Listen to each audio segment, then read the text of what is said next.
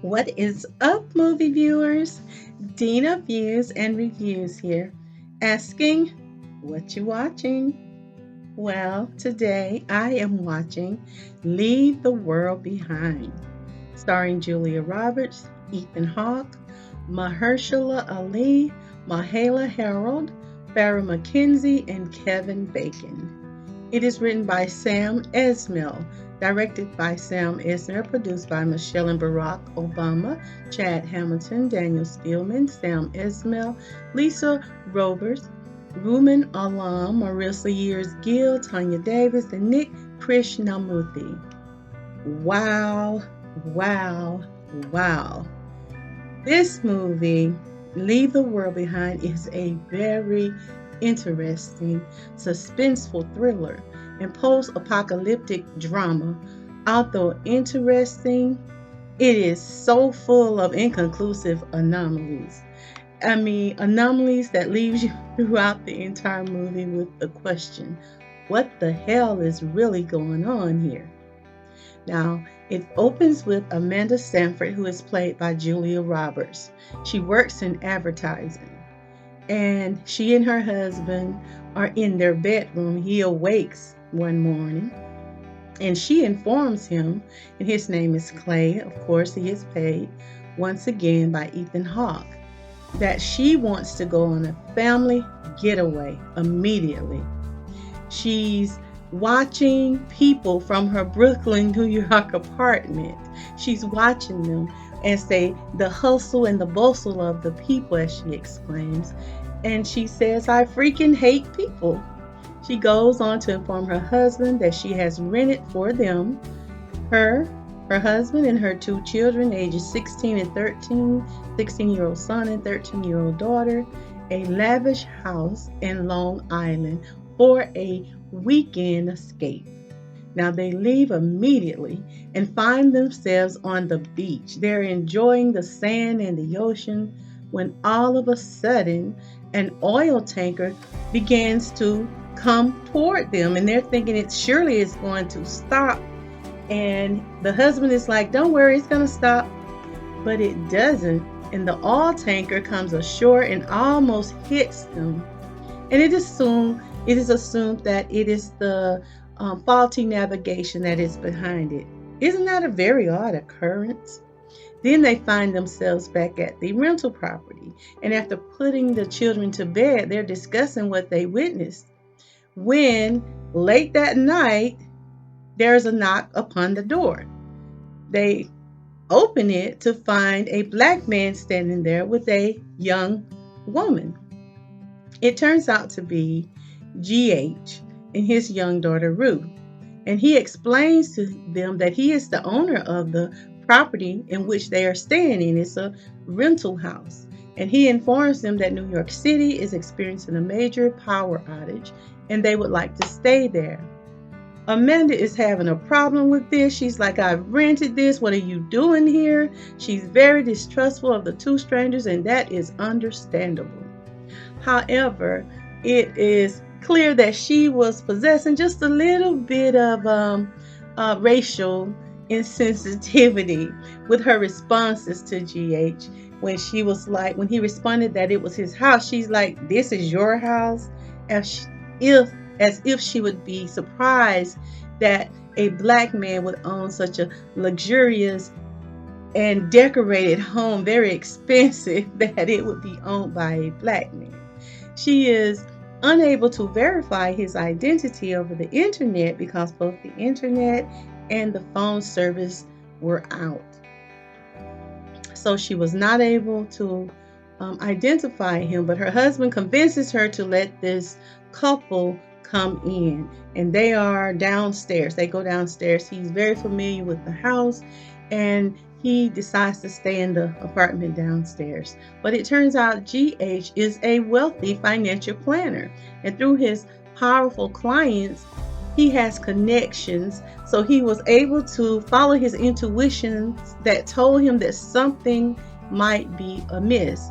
And this is why they find themselves there. GH clearly has some inside information that leaves him worried about what is happening, even though he is not completely convinced that there is some kind of possible threat to society in general by an outside group or another country.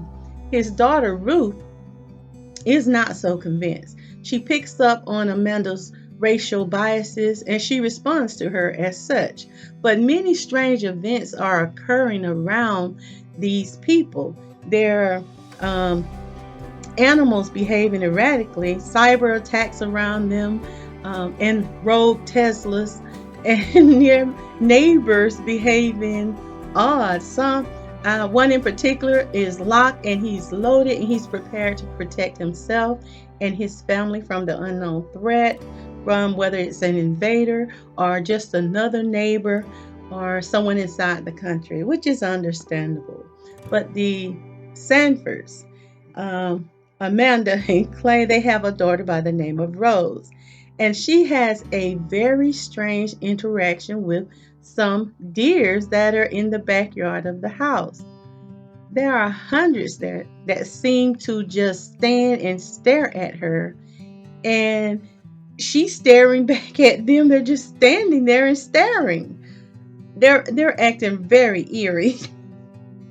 And she has this complete obsession with watching Friends, the TV show Friends, and which is odd because the show actually ended before she was ever even born.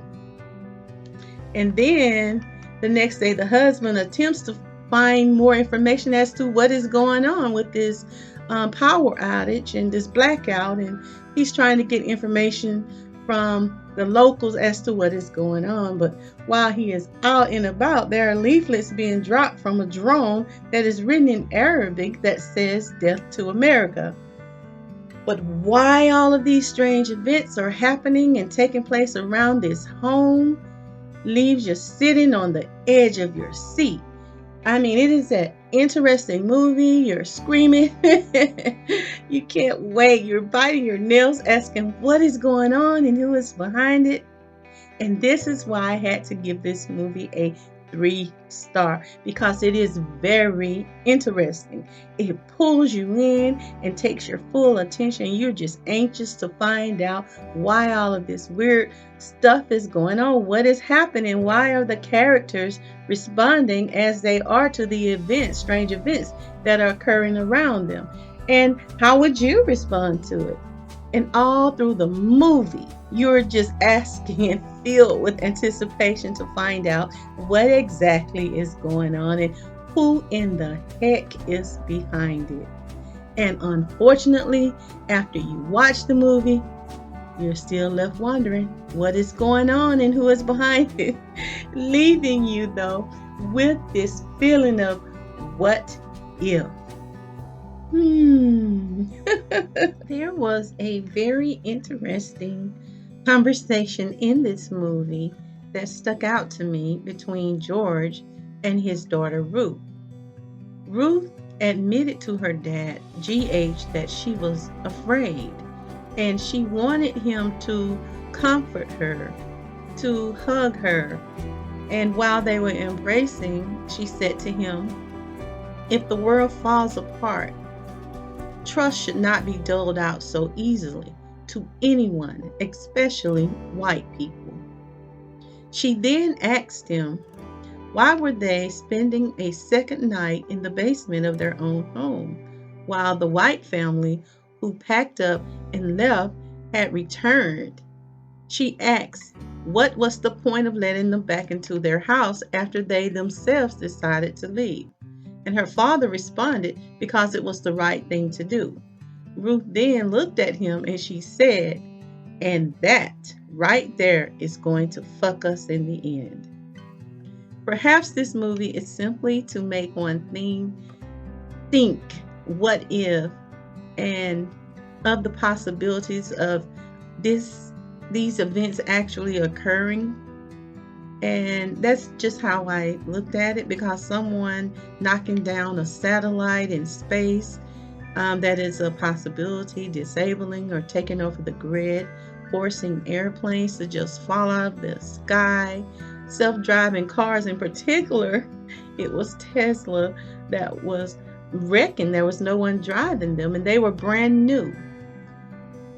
People slowly, or a slow release of radiation into the environment, mental and psychological manipulation, with propaganda being dropped by drones.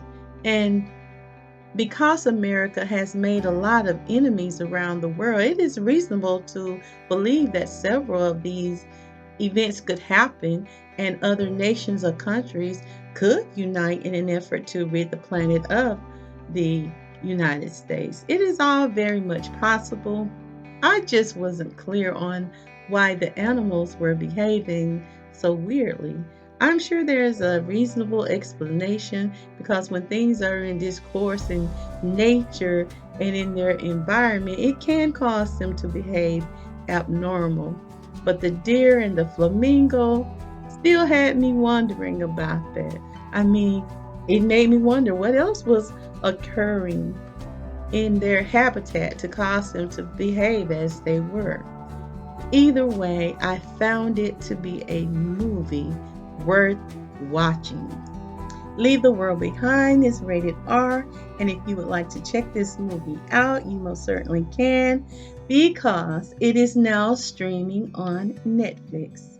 This has been Dena Views and Reviews, reminding you to subscribe, like, and share your view on this movie, and be sure to join me weekly for my next movie review and or recommendation.